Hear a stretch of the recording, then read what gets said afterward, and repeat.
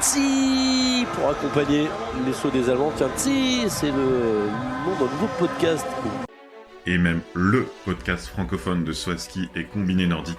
Chaque semaine, retrouvez résultats, analyses, statistiques et même des interviews passionnantes dans Tsi.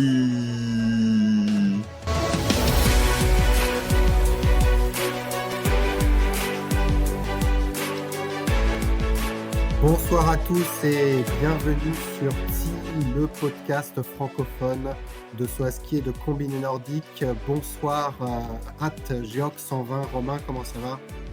Bonsoir Will, ça va très bien et toi? Écoute, excellemment.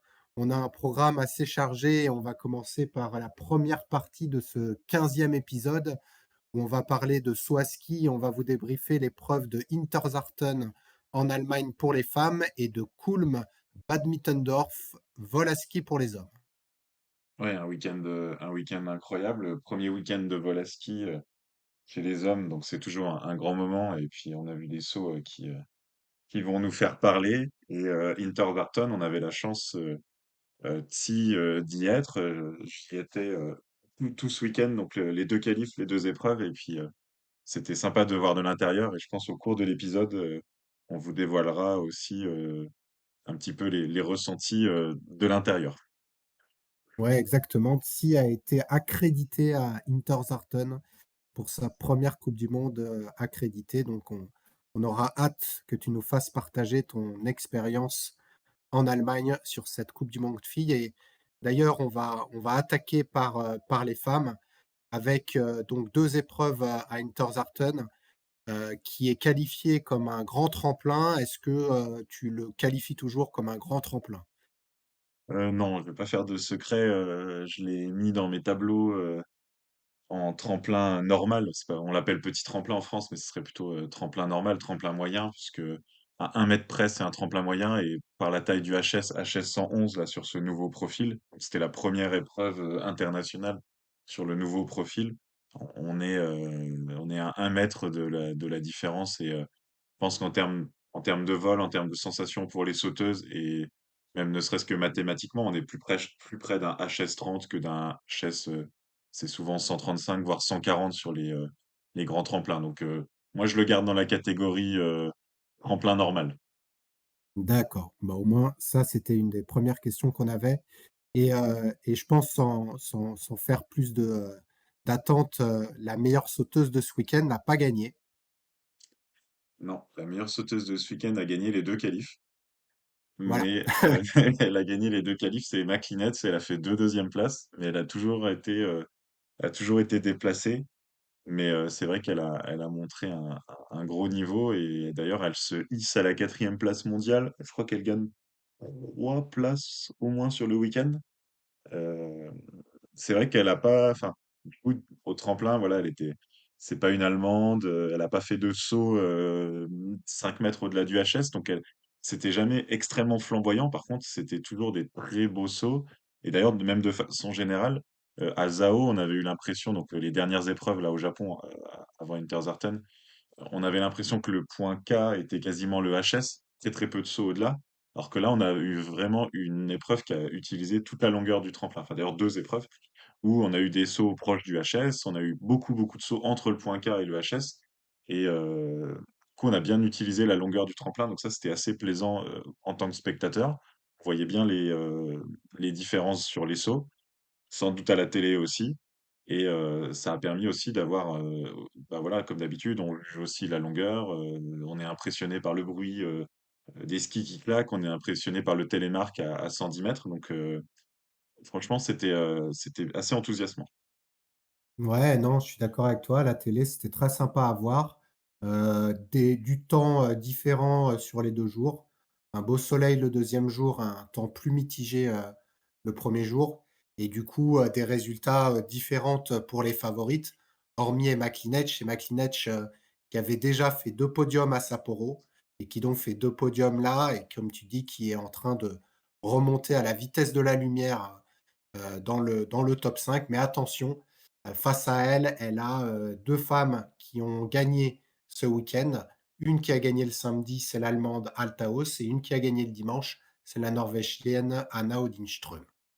Alors pour prendre dans l'ordre chronologique, samedi, Althaus, elle a atomisé tout le monde en 1re manche et même quand on regarde la feuille de résultats, heu, c'était à chaque fois dans des conditions qui paraissaient plus compliquées que les autres autour d'elle. Donc ce qui fait qu'elle a vraiment creusé l'écart. Elle avait, quasiment que le point K à faire, pour gagner l'épreuve et elle a encore été bien plus loin. Et d'ailleurs, on va vous faire partager, un petit son, de l'atterrissage de Althaus devant, 1 400 personnes, dont, 1 350 Allemands. Profitez bien de ce petit son d'ambiance. Jetzt geht es hier wirklich um den Sieg, liebe Freunde. Alles Gute, Katar Althaus!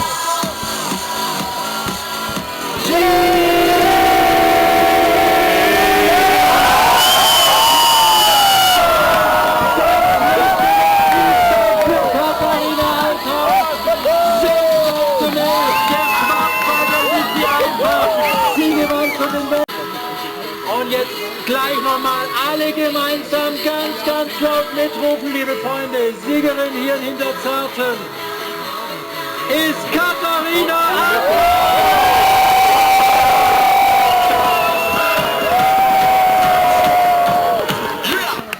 Herzlichen Glückwunsch, Katar Althaus! Alors tu vois, Will, l'ambiance était chaude en Allemagne. Ah bah ça, en Allemagne, on a toujours une superbe ambiance et notamment, quand il y a une Allemande, Letzi, donc qui est, le nom à l'origine de ce podcast et on les entend bien sur ton son. Et la petite musique, quand, quelqu'un prend la 1re place, sur les épreuves de la coupe du monde en forêt noire, je l'avais déjà, expérimenté à Titisee-Neustadt. On vous fait écouter un petit extrait parce que franchement ça met la pêche et ça met l'ambiance au tremplin, tout le monde, allez danse et bouge un peu des bras. Und es ist die Führung, New Leader!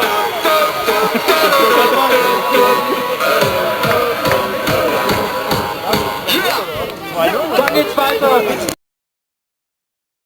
C'est une musique qui reste dans la tête, hein.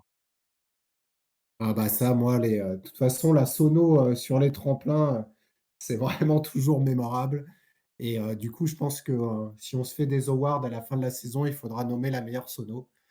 Donc à vous les DJ, essayez de participer à cette grosse compète, sur tous les tremplins. C'est vrai que Zakopane, ils avaient mis le niveau assez haut, mais les Allemands, ils déçoivent jamais. On en a rigolé avec, d'autres spectateurs français. On s'est dit: «Voilà, on ferme les yeux, on n'a pas besoin de d'avoir beaucoup d'autres informations que la musique pour savoir dans quel pays on se trouve». La musique et les saucisses. Et les saucisses. D'ailleurs, le speaker a fait une blague le 2e jour quand le vent est passé vraiment de face. Il a dit que les sauteuses pouvaient sentir, l'odeur des bratwurst en haut du tremplin, ce qui rappelle un peu l'ambiance aussi de Planitza, donc c'était assez sympa, ouais.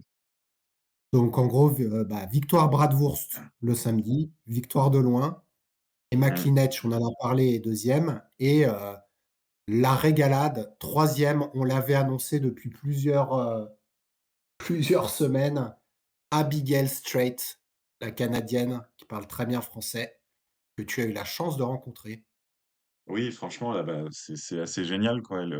Elle fait son podium parce que depuis le début de saison, elle tournait autour. Il y a Loutit qui revient au moment du Sylvester Tour, paf, qui passe devant, dans la Canadienne, qui fait des gros résultats. Et là, Loutit, elle part à Whistler, elle a le dos tourné, elle part à Whistler au championnat du monde junior. Et Abigail Strait, elle manque pas l'occasion de faire son premier podium. Elle était franchement ravie. Et comme tu dis, elle parle français, donc j'en ai profité pour l'interviewer. Elle nous a donné quelques mots en quelques secondes après son premier podium. Félicitations, c'était un podium que tu attendais depuis tout le début de la saison. Oui, je suis très heureuse avec aujourd'hui, avec l'entraînement ici en Hinterzarten. J'étais pas très sûre que la compétition, je serais sur le podium, mais C'était très serré, mais tu es passé devant. Félicitations. Oui, Et du coup, 2 Canadiennes sur le podium cette saison. Vous allez Oui. faire la fête. oui, on fait la fête ce soir et puis j'espère dans l'avenir Voilà. aussi. Oui. Merci. Merci beaucoup. Nickel, Abigail, de toute façon, elle a l'air super rigolote. Je pense que passer une soirée avec Abigail, on doit bien rigoler. Elle a toujours des têtes, assez spéciales, notamment celle, du top 10. mais même, on la voyait, pendant la cérémonie, protocolaire.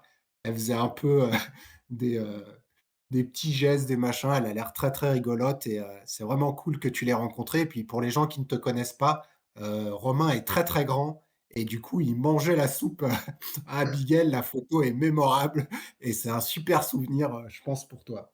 Ouais, franchement, elle était très sympa, très accessible et j'essayais de me plier en n'ayant pas l'air trop contorsionné, mais si je me mettais tout droit, bah, je faisais 40 centimètres de plus qu'elle.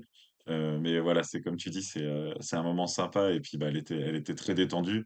Et forcément, hein, sur le podium, Klinets, Althaus, elles ont l'habitude. Mais elle, c'était son premier podium en Coupe du Monde, donc elle a vraiment savouré ces instants-là. Il y avait beaucoup de joie. Voilà. Et puis derrière, bah, une déception parce que, on voyait Sarah Takanashi potentiellement sur le podium. Elle fait deuxième après la première manche et une nouvelle fois, Sarah ne réussit pas son deuxième saut. Elle est rétrograde à la quatrième place sur un premier concours qui, en tout cas à l'image, était plutôt une loterie.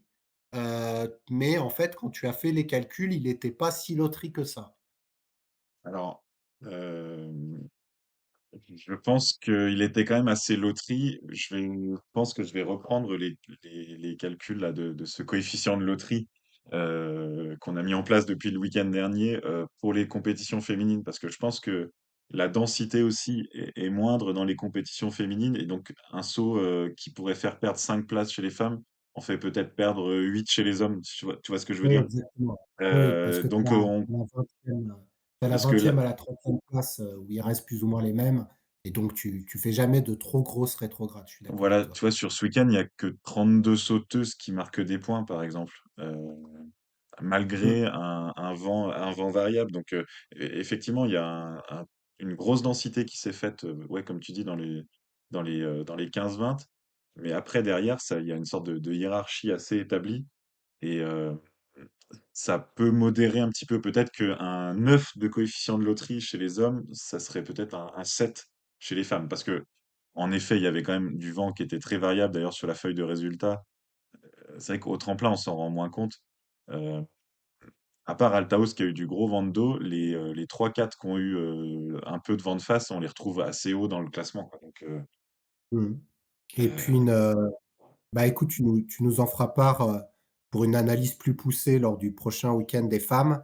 À noter le premier jour l'excellente 8e place de la Chinoise, Qi Liu, qui en plus a des notes de style, plutôt basses et qui du coup, avec des notes de style équivalentes aurait pu doubler, Ito, voire Kreutzer. Et l'autre, résultat, c'est, Anna Odinström donc qui termine 10e. On verra que c'est important pour le lendemain puisqu'elle a gagné et il y avait donc une différence. Eva Pinkelnick seulement 13e. ouais, c'est son premier résultat en dehors du top 10 de la saison. Et effectivement, pas des très bonnes conditions, et je sais pas, il manquait quelque chose là, samedi, mais elle s'est bien rattrapée dimanche, elle a retrouvé le chemin du podium.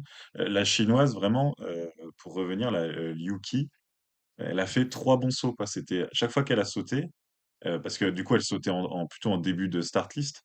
Elle faisait vraiment un gros écart, et elle nous a privés de plein de musique de la première place, parce qu'en fait, elle passait première et après il y avait 10-15 sauteuses pour se faire dépasser, quoi. Donc, Et elle a en fait plus forte impression dès la qualif en plus, hein. pour la petite histoire donc, Qiu Li est née en 1996 donc, c'est, à l'image des femmes, une des plus âgées et c'est une chinoise donc on a vu revenir, à Sapporo, il y a 3 week-ends et qui n'avait pas concouru en coupe du monde depuis l'année 2016-2017. Et donc c'est son grand retour et après, des performances, disons, moyennes avec une 29e place à Zao, elle a cette 8e place, le premier jour à Interzaten et malheureusement le deuxième jour, mais tout en sautant de façon correcte, elle ne termine que 30e et repart avec 1 point. Mais en tout cas, super compétition de la chinoise le premier jour. Oui, carrément. Et bah, on attend de voir la suite. Donc c'était, ouais, effectivement sa première compétition en Europe depuis longtemps, et elles vont rester. Il y avait une deuxième chinoise, mais qui était un moindre niveau. Mais elles ont tout à fait le niveau pour rester en coupe du monde, donc on va les suivre. Et dans les satisfactions du week-end, dans les noms, on va dire qu'un peu moins en haut de la liste, j'ai noté la Tchèque Indrakova parce que ça fait 3 week-ends de suite qu'on la cite. On l'a cité podium vainqueur en COC. Ensuite, Mhm. je me souviens plus exactement podium ou peut-être même vainqueur enfin au Festival européen de la jeunesse. Et là, elle vient en Coupe du Monde et elle fait 2 top 25. Elle rentre 2 points, 2 fois dans les points.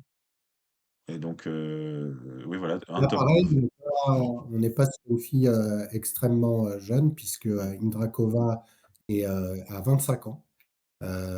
Et en effet, elle a fait son doublé à Eisenerz. Et donc là, c'est ses 2 premiers points de l'hiver. Donc, ce sera sympa de la voir. Sa meilleure performance en Coupe du Monde, c'est une 34e place au classement général. Donc, c'est quelqu'un qui n'est pas au top niveau, mais qui, là, en effet, est sur une belle série. Dans les déceptions, on a Silje Hopstedt qui termine 24e le premier jour et qui est, je crois, même pas qualifié le deuxième jour. 37e, Euh, c'était terrible, terrible. mm. Ça a été catastrophique pour elle. Un deuxième jour où Altaos n'a pas montré le même niveau que le premier jour. Alors, je sais pas trop comment l'expliquer parce que moi, à la télé, j'ai pas pu voir vraiment. En fait, elle avait tellement d'avance le samedi que cette 14e place est très surprenante. Alors là, elle a eu du vent de face. Oui, c'était une épreuve en vent de face pour tout le monde, pour le coup, dimanche, avec allez, une certaine stabilité. Il y a eu des moments avec des bons coups de pompe, mais une certaine stabilité. Non, là, j'ai pas non plus l'explication. C'est Donc, assez étonnant quand même cet écart. Un peu, elle a fait le chemin inverse de Pinkenny qui passe, elle revient sur le podium. Faudra voilà, donc on a eu ça, hein, on a eu Strøm qui passe de 10 à 1, on a Pickelning qui passe de 13 à 3, on a l'inverse pour Abigail qui passe de 3 à 11 et Altaos qui passe de 1 à 14. Comme on l'a dit, seul Emma Klinec a gardé une place dans le top 5 et l'autre personne, c'est Sarah Takanashi qui termine une nouvelle fois dans le top 5. Donc globalement, Takanashi fait un très bon week-end, sûrement son meilleur week-end depuis le début de la saison, mais elle échoue à 5 points du podium cette fois-ci. ouais, dans un gros résultat d'équipe des japonaises là, elles sont 4 dans les 11 avec Ito, Maruyama et Seto. Et Mm. dimanche a aussi marqué le retour d'une Française dans les 10, après donc Joséphine Panier, après une épreuve de samedi plutôt difficile. Elle avait pas de bonnes sensations avec le tremplin et pas de bonnes sensations de façon générale. Elle fait quand même un tout bon deuxième saut samedi. Je crois que voilà, une bonne qualification. Et là, en compétition, 9e place en ayant 6e et 9e des 2 sauts de compétition. Elle était, c'est son meilleur résultat de la saison et elle était vraiment Oui, satisfaite. J'ai eu l'occasion d'échanger quelques mots avec elle. Elle a eu la très grande gentillesse de s'arrêter et de nous dire quelques mots et vous allez le voir, une belle analyse de son week-end. Félicitations Joséphine, retour dans le top 10. Tes sauces sont améliorées pendant le week-end. Oui, c'est surtout, on va dire que mes sons ne se sont pas améliorés, c'est mon état d'esprit et ma confiance en moi que j'ai essayé de retrouver petit à petit, d'y aller step by step et puis de ne pas se focus sur le résultat, plus le chemin, comment y aller et de vraiment prendre chaque petite réussite. Bah, ça a marché, félicitations. Merci. Et T'as entendu ça, Will? C'est une vraie réaction de championne, hein.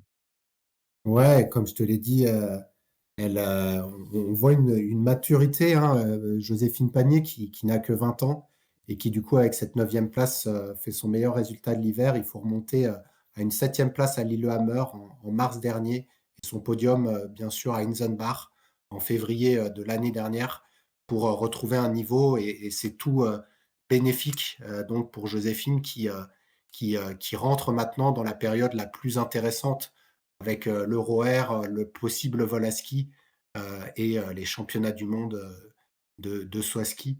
Tu parlais des japonaises et je pense qu'il faut mentionner en effet Yuki Ito qui est tombé lors du deuxième saut et qui fait donc un total de style à 44 points.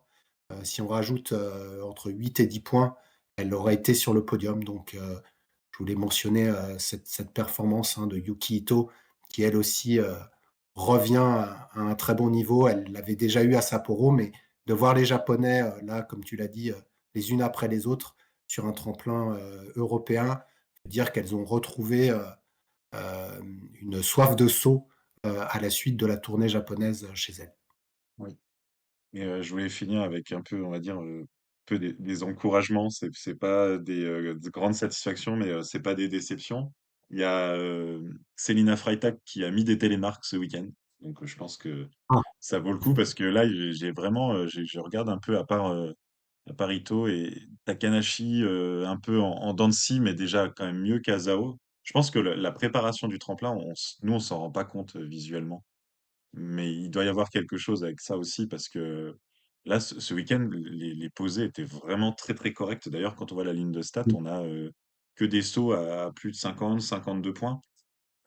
Donc Selina Freitag, on avait le retour de Maren Lundby, toi qui étais en Norvège. L'une Lundby, L'une pardon, Lundby, qui marque des points sur les deux épreuves, on va dire en milieu de tableau. Alors, elle exprimait qu'elle n'était pas ultra satisfaite, mais elle revient en Coupe du Monde, donc voilà. Et on a eu pardon, pas Joséphine, Julia Claire qui était un peu montante aussi sur le week-end, qui a préféré le vent de face du dimanche. Elle fait 28e samedi et 22e dimanche. Et puis je voudrais dire un mot de Chiara Kreutzer, qui a terminé 4e et qui a été vraiment, tout près, de son premier podium de la saison, juste, battue par Pinkelning. Et d'ailleurs, je me suis fait la réflexion le premier jour, puisque pour la première fois, c'était Kreutzer qui attendait Pinkelning dans la raquette. Eh oui, eh oui, c'est vrai que c'est les deux qui s'attendent. Marita Kramer, alors là, elle avait une bonne raison pour pas être là ce week-end. Elle était tout simplement pas à Interzarta. Et c'est vrai que Ouais, d'habitude, on la voit pas dans la raquette avec ses deux autres compatriotes. je sais plus, mais, c'est manque de forme, hein, c'est pas le Covid, hein. Non, non, pas de maladie, c'est retour à l'entraînement. Il y a pareil, il y a les C'est gros peut-être la enjeux. grippe Mm. c'est peut-être la grippe autrichienne, hein, parce que comme ils ont tous eu la grippe. C'est vrai que le côté masculin, c'était l'hécatombe.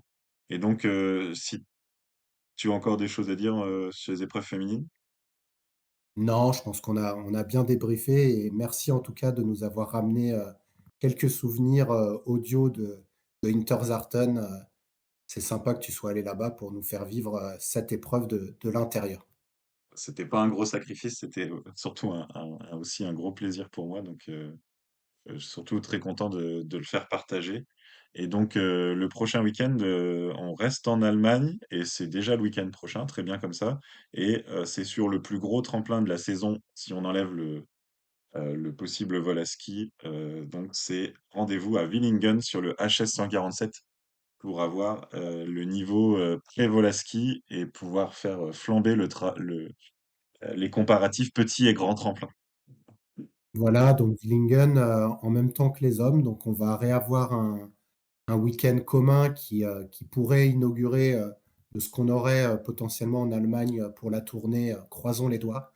Donc après avoir été à Titisee ensemble, ils sont à Villingen, comme tu l'as dit. Oui, avec deux épreuves Hem, classiques, oui. ouais, 2 épreuves classiques. Voilà pour les femmes, et donc Pinkelning, pour conclure, 225 points d'avance sur Katharina Althaus, donc se fait rattraper de 38 points. Troisième e Anna Odinström qui est déjà à 323 points, mais qui a grignoté là aussi une soixantaine de points.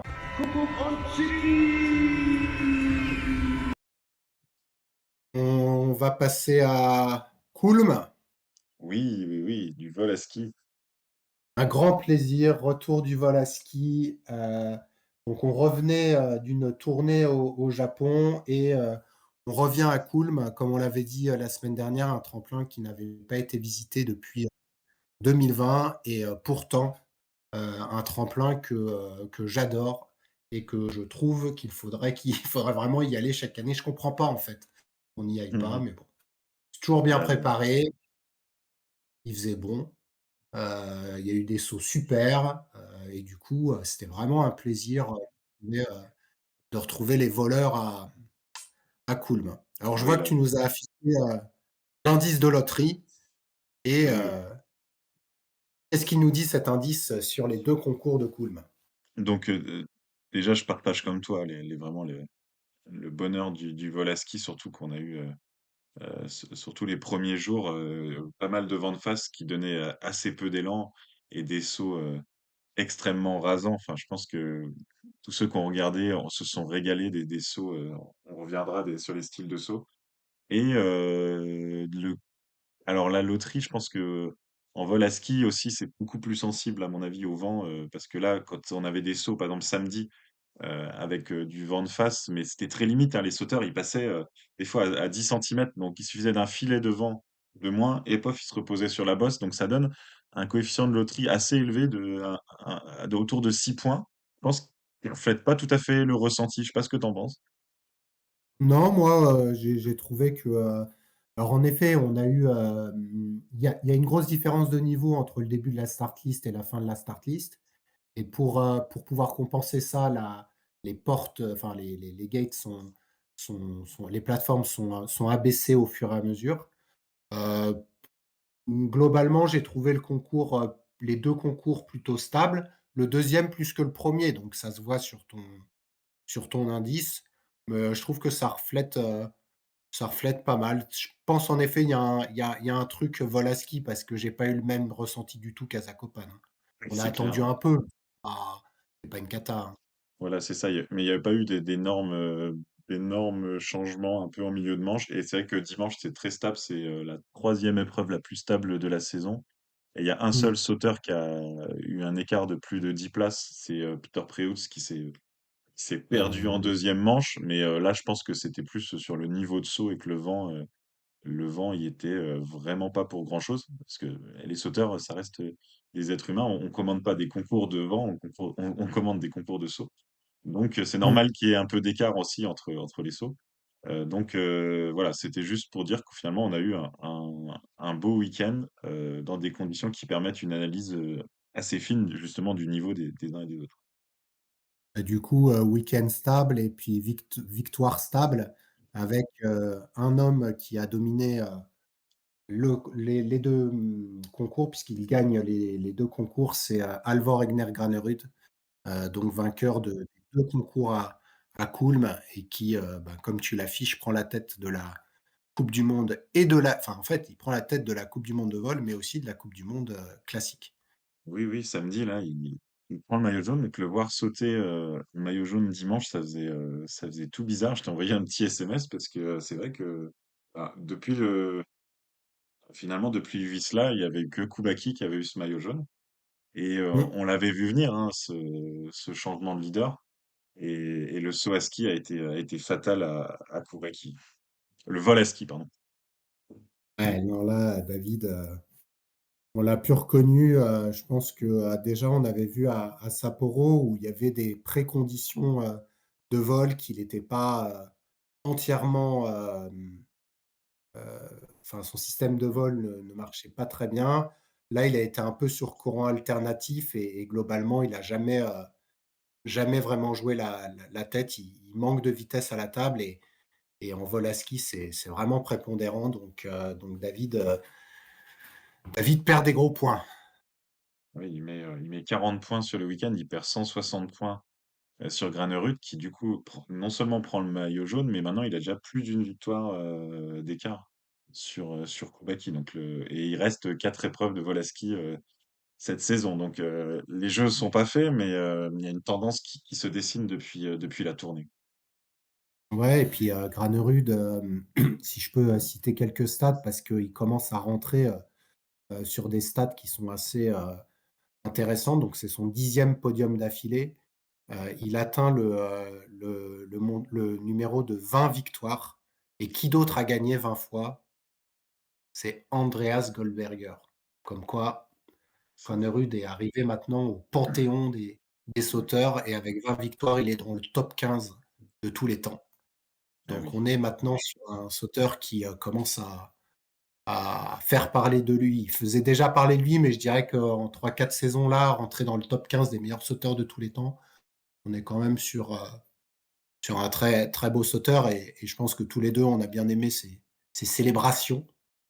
Il est devenu, il était stressé à la tournée, mais là, il est, il est en forme, il est taquin, le Granerud, en ce moment, hein. Ouais, c'est ça, il est extraverti. En plus, je pense qu'il joue un peu avec le public parce que il- à chaque fois, il prenait la place d'un Autrichien quand il prenait la tête. Il y avait Kraft qui jouait la victoire et il y arrive, il fait le super, les deux, enfin toujours les quatre super sauts et des petites célébrations. Alors, je pense qu'il faut vraiment pas le prendre mal et il y a aucune moquerie, mais voilà, il fait le show pour dire, eh, regardez-moi, je suis là, quoi. Ouais, et puis bah, Granerud, qui l'a dit lui-même lors du deuxième concours notamment, il pensait avoir fait un saut stratosphérique. Il regarde le classement, c'était ultra serré. Du coup, il a commencé à se dire, bon, je vais pas la gagner. La veille, Kraft était ultra dégoûté d'avoir perdu sur son sol face à Granerud et je pense du coup, tu as raison, il en joue un peu et notamment face aux Autrichiens. Mais moi, ce qui m'impressionne avec Granerud, c'est que et quand il a de la pression ou un tremplin qu'il aime pas, comme on avait vu à la tournée, et là sur le vol, euh, il est imbattable, 10 podiums d'affilée. Et je pense, comme tu le dis, là, il a vraiment marqué d'un coup et Kubaski va devoir rapidement se remettre en selle parce que sinon, il va perdre le globe. Et du top 3 qui a enchanté la première moitié de saison avec l'Anichek, finalement, c'est le seul qui a converti ça aussi sur le vol à ski, parce que l'Anichek était clairement en retrait autour du top 10, quoi, seulement.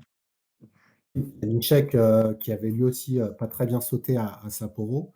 On s'était dit dans notre dernier podcast, est-ce qu'on est sur une période de mou pour la Nishek? Il s'avère que là, bah, selon Yernen Damian sur la version anglaise, qui connaît du coup Hanze Lanisek, il disait que il n'a pas le système de vol, enfin, il n'a pas oui, le système de vol pour le vol à ski, donc lui n'était pas surpris de la performance de Lanisek, qui était pas mauvaise, hein, mais c'est pas du tout assez de points dans la course au globe. Et du coup, Lanisek, lui aussi, il a marqué que 49 points, donc dixième au total, je crois.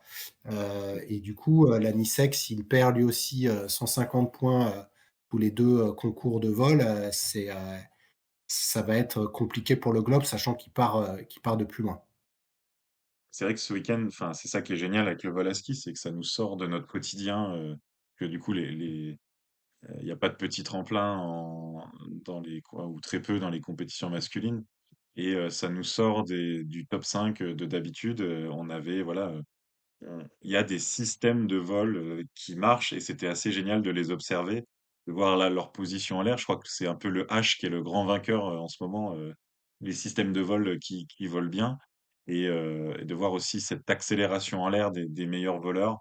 Enfin, c'est phénoménal. On peut passer, c'est à mon avis une transition correcte vers les Slovènes, quoi, quand il s'agit d'accélérer en l'air et de partir même à 3 centimètres du sol, ils continuent à voler et ils font 50 mètres de plus. Enfin, c'est génial à regarder, quoi. Ah bah les Slovènes, c'était un régal bah, sur plusieurs Slovènes, mais un en particulier qui est Timișaj, que j'avais mentionné pour un podium, et qui, bon, j'avais dit victoire, tu m'avais dit podium, il a fait deuxième. On va dire que le pari a été C'est tenu. Timișaj, auteur d'un super week-end, et qui lui a du mal à convertir sa forme en qualification par rapport à la compétition. Il a fait un super saut en qualif le dimanche, si vous pouvez le regarder, un 243 mètres. Et du coup, bah, là, le 239,5 aussi est assez phénoménal. Timișaj, Domen Prevec, je suis d'accord avec toi. Je l'appelle Razmot parce que franchement, il n'est pas du tout haut et c'est du vrai vol. Et puis Giga qui aurait pu faire mieux, hein. oui, clairement, je l'ai mis dans ma liste des déceptions, pas parce qu'il saute mal, il fait 7 et 16, et parce voilà, c'est le vainqueur en titre du Globe de vol à ski. Donc, l'année dernière aussi, il faisait une saison moyenne, on va dire, en Coupe du Monde classique, et puis au vol à ski, il s'était complètement révélé. Et là, il nous sort un 247,50 m en qualification, mais de la plateforme 50. Il y avait un élan de fou le vendredi. On dit c'est reparti Mm. pour un tour, et puis quand l'élan était plus raisonnable, on va dire, il était correct, mais sans envoyer, sans donner l'impression qu'il allait pouvoir aller se cratériser. C'est vrai que Alors pour être précis, hein, c'était à l'entraînement, oui, à et l'entraînement, pas à la qualif. Et comme il a donc record du tremplin, puisque le record du tremplin est à 244, mais comme il a posé la main ou les fesses, je sais plus, record non homologué. Donc les 247,5, mais en effet, la plateforme était indécente. Ça n'empêche pas que tout de suite, d'ailleurs, tout le monde a cherché les vidéos de bah oui. Giga Gigi une fois qu'il a fait ce saut le vendredi. Bon, il a pas réédité pendant le week-end et tu sentais que c'était une déception. Après, c'est bizarre parce que c'est son meilleur week-end de la saison. Mais en effet, quand on compare à son niveau de l'an dernier, il est plus décevant. Domaine Preveč, lui, avait réussi son week-end à Sapporo, donc on est plutôt sur une dynamique positive. Je dirais que lui, en tout cas moi, je l'ai mis comme une satisfaction, étant donné qu'il a un très bon niveau de vol, mais que c'est Domaine, donc on ne sait jamais. Si on veut finir sur les Slovènes, Peter Preveč, donc en reculé, et notamment avec la deuxième manche où il perd plus de 10 places, comme tu l'as dit, et puis Lovrokos, qui n'a pas trouvé trop son système. Mm. J'avais déjà montré la semaine dernière qu'il était meilleur en vent de face, donc c'est pas trop une surprise. Il n'a pas été catastrophique, mais voilà, c'est En vent de dos, 20e. ouais. En vent de dos, ouais. Et d'ailleurs, ou en vent calme. Et d'ailleurs, même entre samedi et dimanche, samedi, donc c'était quand même, on va dire, plutôt fort de face. Et dimanche, c'était plus calme. Et on voit Mhm. des différences. Domen, il fait son podium samedi, c'est pas un hasard. Et d'ailleurs, il fait aussi sa super performance à Sapporo dans le gros vent de face. Et là, c'est pas sur le côté loterie, c'est vraiment, il est extrêmement rasant. Et il lui fallait ce vent de face en dessous pour le faire voler jusqu'en bas. Donc samedi, troisième, et dimanche, je crois, 12e. C'est pas infamant, mais Ah non. c'était ce style. Et d'ailleurs, par exemple, les sauteurs un peu moins voleurs ont été meilleurs dimanche parce que il y avait plus de hauteur. Ils étaient à 1,50 m, 2 mètres de la bosse au lieu d'être à 50 cm. Et ça leur a permis d'aller plus loin. Un Fettner, par exemple, ou oui, voilà, Ou la ou, Nichek même. voilà, ou même Wellinger qui saute très très bien. Il s'approche du podium en ayant un peu plus de marge. Moi, Ah, personnellement, je ouais. préférais samedi ce côté très rasant, un peu qui tout double, parce que c'était vraiment le vol ultime, quoi. Bah, avec les conditions de vent de face à plus de 10 de compensation, c'est vrai que le samedi, c'était le vrai vol. Et c'est là où en effet, Domen Preveč, mais aussi Stefan Kraft s'amuse. Et c'est pour ça que Stefan Kraft était assez dégoûté, parce que c'était un concours pour lui le samedi. Et Oui. du coup, se faire battre par Granerud, il l'avait mal. Sur les Autrichiens, alors les Autrichiens ont mal démarré le week-end, puisque 3 de leurs cadors ont été laissés à la maison pour cause de grippe. Donc Daniel Schöffening, Clément Segner et je n'ai plus le dernier. Aibach, Michi Aibach. Et Michi Ebok, ouais, bien sûr. Donc en plus, donc Clément Segner, j'en sais rien, mais Michi Ebok et Schöffening en vol à ski, c'est du lourd. Et du coup, les Autrichiens qui avaient déjà mis un groupe national, donc de 6 sauteurs, sont allés rechercher bah, les derniers en fait qui n'avaient pas été sélectionnés, dont mon ami Rupic, Mhm. pour sauter. Et finalement, il restait que Kraft et Earl et Fettner comme cador. Et Kraft et Earl n'ont pas du tout déçu, puisqu'on le voit, 2 podiums d'affilée pour Kraft et Earl 2 cinquième places. Donc des résultats très, très positifs. Fettner sur courant alternatif. Et Stefan Kraft, donc, qui, grâce à ses performances, réalise 140 points, qui est le deuxième meilleur total du week-end. Et Jan Earl, c'est ça, cinquième place, meilleur résultat de la saison. Ex aequo, ex aequo, ex aequo, ex aequo, ex aequo. Depuis Garmisch, il a fait 5 fois cinquième. Et, mais, et il vole très bien, c'était beau.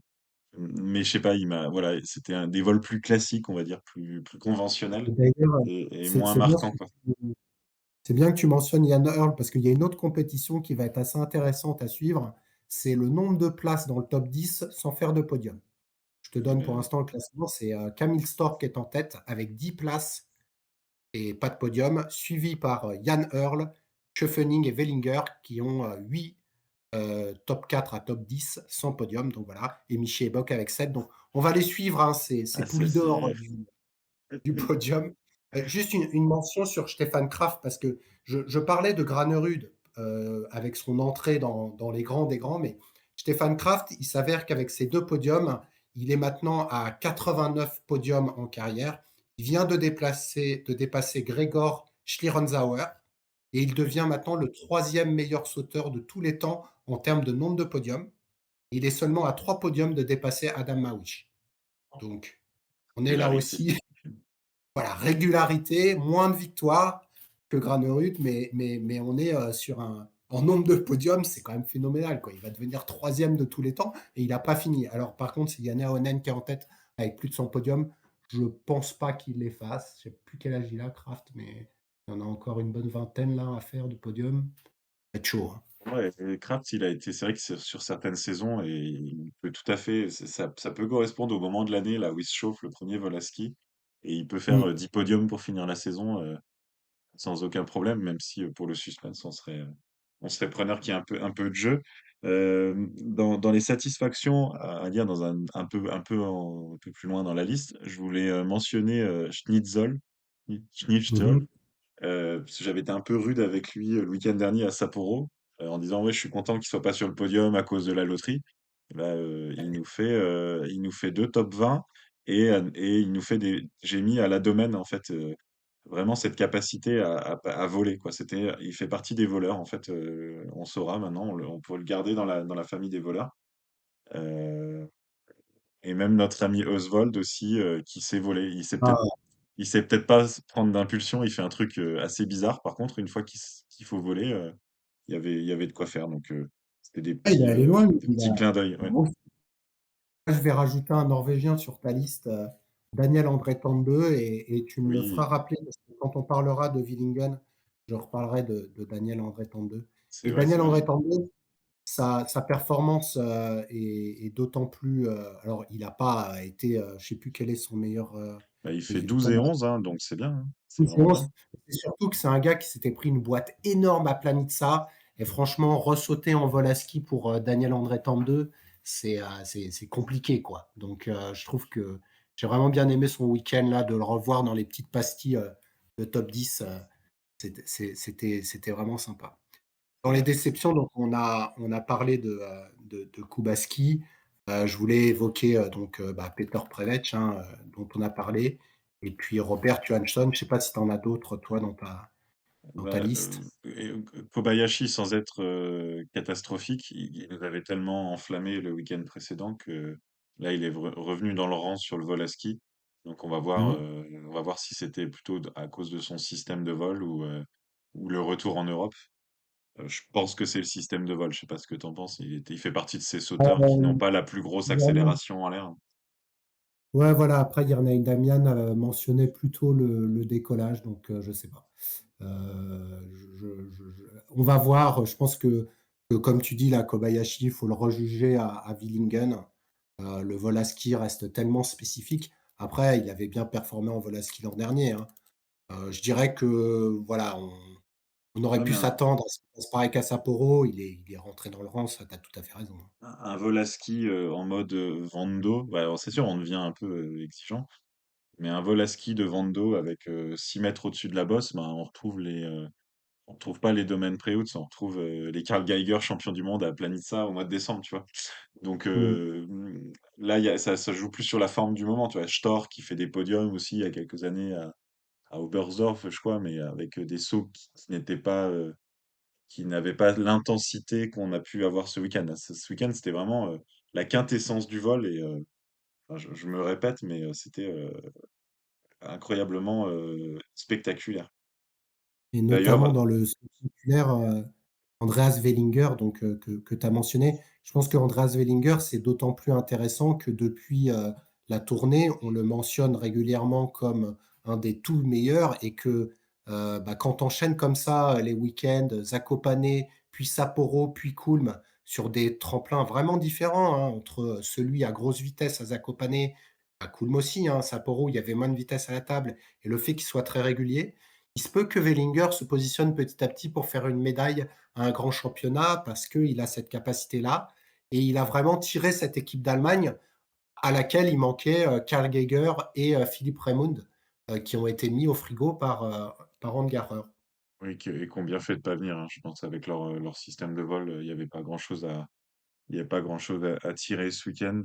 Euh, Quand on voit Pius Paschke qui fait un concours de boss, on se dit que quand on n'est pas en forme, quand on n'est pas en confiance, aller au vol à ski, c'est pas forcément un cadeau. On s'imagine à chaque fois, enfin, moi je regarde les start je me dis, oh, un tel est pas pris, il doit être triste. Et en fait, peut-être pas. En fait, un sauteur qui se sent pas bien, c'est peut-être mieux de pas aller perdre le reste de confiance qui reste en allant se faire mal, enfin se faire mal au moral sur la bosse pendant tout le week-end, quoi. Et là, les Allemands, ça a été une catastrophe parce que comme tu dis, Paschke a été, terrible. Constantin Schmid, on l'avait jamais vu aussi mauvais. Stefan Laie, il n'était pas au top des tops et finalement, hormis Wellinger, il restait Eisenbichler, pour sauver un peu les meubles, mais il se murmure quand même, Stefan Handgarer, ça fait 2 week-ends qu'il n'est pas allé là accompagner l'équipe A. Moi, je commence un peu à me demander si, il y a pas anguille sous roche là. Il y a pas Hornby sur Roche, ouais. Non, Anguille c'est sous vrai que roche. j'avais pas fait très attention à qui était sur la plateforme, mais pourquoi pas. Et donc tu restes sur les Allemands. Moi, je vais te faire mon pronostic, mais dans 3 week-ends. Mais je dis Ah, que Wellinger, il fera son podium, il le fera à Rasnov sur le petit tremplin. d'accord, bah, c'est intéressant Il faut et le garder d'ailleurs, en tête, hein, c'est dans un mois, mais un Allemand qui n'a pas passé le cut, les 2 fois, c'est Justin Lissot, dont on avait dit, du grand bien, en Coupe Conti et qui fait, 45e et 50e, de la quali donc pauvre Justine, franchement là, moi je suis en gareur, je sais pas qui emmener à Willingen, bon, bah, il a pris tout ils ont le monde. pas Il a ah pris tout non, le monde mais comme il a ils ont pris mis le tout le groupe monde. national. Du coup, il n'y a Ah, pas trop de suspense. du coup, il dit: «Pas de jaloux, vous êtes tous Voilà, mauvais, je vous vous êtes. emmène». Voilà. Soit j'en Ah! emmène deux, soit j'en emmène 12. Bon, bah, il a choisi d'en emmener 12. C'est ça. Non, mais franchement, là, aujourd'hui, c'est Hassan Bichler, un gars qu'on a critiqué comme jamais pendant la tournée, qui devient le deuxième meilleur allemand. C'est dur, quoi. Bon, après, là, on est au royaume des Slovènes, quoi. Mais Oui, bon, voilà, ça commence à être compliqué du côté allemand. Donc à voir à Willingen ce que ça va donner. Mais donc ces triomphes, je ne sais pas si tu veux rementionner un sauteur, peut-être l'Ukrainien. Ah oui, oui, oui, on peut. T'as bien fait, oui. Bah, vas-y, hein, t'es lancé. Du coup, très belle performance d'un Ukrainien, Yevden Marouchiak, qui prend des points lors du deuxième concours. Et on a vérifié dans nos petits livres. Et en fait, il n'y avait pas eu de points ukrainiens depuis, je t'avais donné la date, mais je ne l'ai plus. 2010. 2010, Depuis 2000. février 2010, Vitaly Shumbarets. Voilà, Vitaly Shumbarets, qui lui est le recordman de points ukrainiens en Coupe du Monde. Donc, Marouziak, peut-être que en mettant des points à Vikersun et à Planitza, il va devenir le meilleur Ukrainien. En tout cas, il a battu son record national. Autre record national battu, le record national de Turquie, battu par Mohamed Bedir. Et le record national de Chine, je crois, qui a été battu. Je ne sais plus. Il y a un troisième pays, mais là, je t'avoue, je ne l'ai pas de tête. Je voulais aussi citer Giovanni Bressadola, qui a cette forme de vol très très agressif. Et je m'étais dit, moi je l'adore, hein, c'est un de mes sauteurs préférés. Je m'étais dit, mais qu'est-ce que ça va faire? Et franchement, il vole bien, même si le saut est pas super académique. Et ce gars-là, alors là, moi je te fais pas une prédiction dans trois concours, là, je te fais une prédiction dans 5 ans, champion du monde de vol à ski, un Italien. Ah mon Dieu, il faut qu'on continue le podcast jusqu'à 2028. C'est ça. Pour pouvoir voir la victoire de Giovanni Bressadola, donc 14e lors du deuxième concours. Et puis pour finir, pour nos amis suisses, Gord Eschwanden qui continue à performer au plus haut niveau et on est ravis de revoir Deschwanden. D'ailleurs, il y a même Peter qui a eu une qualification. Donc voilà, super week-end à Kulm. Je vais finir avec mes petites stats si Oui. tu veux. Oui, et on Voilà, parce que parlera peut-être, c'est le week-end après, peut-être un saut qui t'a marqué dans le week-end. On l'a pas fait ces derniers temps parce que c'était plus banal, mais là, au vol à ski, s'il y a un saut qui t'a ému d'une certaine façon, pas seulement le plus long, on peut aussi le partager. on le partagera. On va donc passer au. On va commencer par les vitesses parce que au vol à ski, la vitesse à la table est vraiment importante, hein, comme on l'a dit. C'est ça la grosse différence avec le saut classique. On peut arriver à plus de 10 km/h. Et d'ailleurs, j'aurais une colle pour toi au niveau des vitesses. C'est important d'avoir cette vitesse à la table et ensuite d'avoir une aisance naturelle. Et d'ailleurs, Thurmbichler parlait des Polonais en disant qu'il avait été beaucoup trop technique dans ses commentaires et qu'il pense que ces poulains ont été beaucoup, n'ont pas assez écouté leur corps. Donc c'était très intéressant cette interview de Thurmbichler. Donc vraiment une importance de vitesse à la table. Et dis-moi, qui a battu le record? Alors là, parce qu'il est parti d'une plateforme très haute, hein, donc c'est pas lui que je mentionnerai comme le meilleur, le plus rapide, mais il y en a un qui a atteint presque les 100 km/h. Rannery? C'est Philippe Sakala. Bon, Il a fait que 2 sauts, hein. Il a fait que 2 qualifs et donc il a atteint 99,75 km/h. Quand même, quand même costaud. Il est parti d'en haut. Si on remet un peu les vitesses par rapport à la porte, eh ben, le meilleur, c'est Andreas Wellinger avec une moyenne de 98 km/h devant Stefan Kraft 97,5, puis Deschwanden, Kubacki et Granerud. Donc, on voit que bah, là, par contre, les vitesses étaient très importantes pour faire des très bons résultats. Et pour notre concours de style, alors pareil, je ne sais pas si tu sais qui a gagné le concours de style. Je pense que tu as une ouais. idée. Kraft? Et oui, c'est Stefan Kraft qui remporte son deuxième concours de Et style avec c'était une moyenne de 18,97. Il devance Alvor Endler Granerud 18,55, Andreas Wellinger 18,33, Domen Prevec 18,23. On ne l'avait pas vu avec des notes aussi élevées depuis très longtemps. Mmh. Et puis on faisait l'Anisec avec 18,08. Donc voilà, l'Anisec qui revient hein, dans Oui, des qualités folles, mais malheureusement bien noté, mais pas assez loin.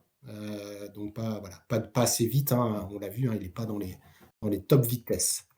Voilà merci, pour merci. les résultats de saut. Et donc, il y Oui, a, il y a aussi j'aime bien voir en fait la distance parcourue. En fait, donc la ah, génial, distance ouais. parcourue, on rajoute la longueur de table et la distance parcourue. Et donc, le record sur ce week-end avec 338 mètres, c'est Timmy Zeiss, Optimisation. puisque c'est à peu près 100 mètres. Voilà. Et T'imagines c'est 300 mètres? ouais, c'est ça, Zeich, c'était toujours le plus long quasiment. Samedi, c'est lui qui fait le saut le plus long en compète et il sort les bras là comme un écureuil. Mm. Sinon, il allait tout au fond. Mais ça manquait un peu de maîtrise. Et puis à chaque fois, il y avait aussi un peu de plateforme en moins quand Zeich était passé, la plateforme baissait. Ouais, c'est ça. À chaque fois, le jury est allé revoir les plateformes quand ça allait un petit peu trop loin. Du coup, tu parlais des sauts qui t'ont marqué. Quel est celui que tu as noté sur Et ta. ben, je pense qu'il y a un Polonais qui a écouté son corps et qui n'est pas trop été concentré sur la technique, c'est Piotr Joua. Et Mhm. c'est vendredi, je crois, ouais, vendredi, du coup, c'était en qualif, où il passe à rien, mais peut-être 10 centimètres au-dessus de la bosse, et il va 100 mètres plus loin. Et c'est cette émotion-là, au ralenti, j'ai dû le regarder 10 fois depuis, de se dire, oh là là, mais ça y est, bah, c'est fini le saut. Il continue, mais je sais pas ce que ça doit donner en ressenti pour un sauteur d'être aussi près du sol, parce que comme ils sont à plat ventre, les yeux, il doit pouvoir compter le nombre d'épines sur les sapinettes, tu vois. Il est juste au-dessus et il se dit non, mais en fait, ça tient. Je suis à 100 km/h, 110, 115, j'accélère, allez, ça tient. Et je peux faire encore 80 mètres de plus à 1 mètre du sol. Et donc c'est le saut qui m'a, bon, il y en a eu d'autres un peu comme lui, un Domen ou Preutz ou Schneersol, mais c'est celui-là qui m'a marqué. Bah, écoute, moi, c'est le saut, qualifié de stratosphérique, de Granerud, donc son saut de la première manche, du dimanche que j'ai trouvé, donc 234,5 avec, des 19,5, de la 13, vous pourrez aller le voir. Mais globalement, enfin, je veux dire, qu'on aime les sauts un petit peu casse-cou, comme les Timmy Zeist à 243, 239, des sauts, beaucoup plus, académiques comme Granerud ou Kraft, donc lors de cette première manche ou le saut de Joua ou les domaines Prevetz, Razmot. Enfin, vraiment, moi, même les sauts à la bosse, je les ai aimés. Je peux te dire, je me suis vraiment fait plaisir et c'est des concours où je regarde vraiment ça tranquillement le soir. Je regarde tous les sauts. En plus, il y a moins de sauts puisqu'il y en a 40 qui sont qualifiés, parce que c'est un plaisir de les voir voler. C'est la quintessence du saut à ski, que de voir le vol. Donc voilà, on en reverra à Vikersund et donc Granerud portera le dossard jaune de leader de la Coupe du monde de vol à ski, chez lui à Vikersund, et il sera supporté par une horde de Norvégiens sur ce magnifique tremplin. Et donc on a hâte de voir la suite de la Coupe du monde de vol à ski et de la Coupe du monde de saut à ski. Ouais. Ce week-end, il y avait aussi des sauts sur, enfin cette semaine plutôt avant le week-end, il y avait la fin du coup du Foge à Planitza. Quelques résultats des par équipes. Donc, chez les hommes, c'était, on le rappelle, Stefan Embarer qui avait gagné en individuel.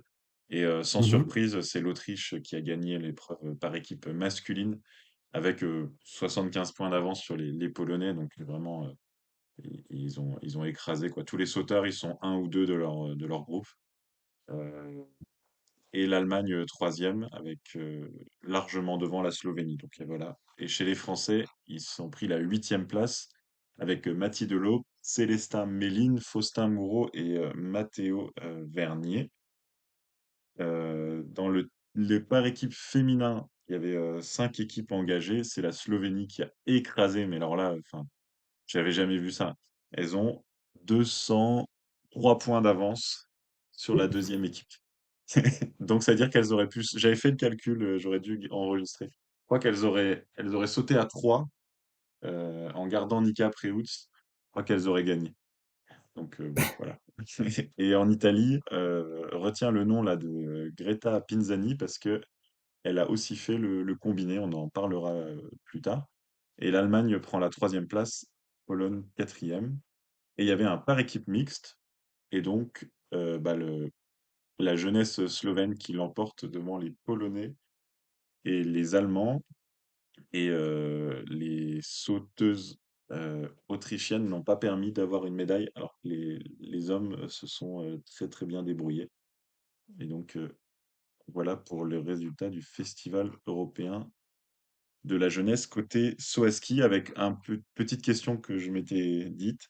Où sont les Norvégiens? Ils sont septième au par équipe mixte. On n'a personne quasiment en individuel. C'est assez bizarre de voir une grosse nation comme ça ne pas avoir des jeunes, à moins qu'ils les aient pas envoyés. Mais Ouais, je pense que c'est plus, je partirais sur la deuxième solution.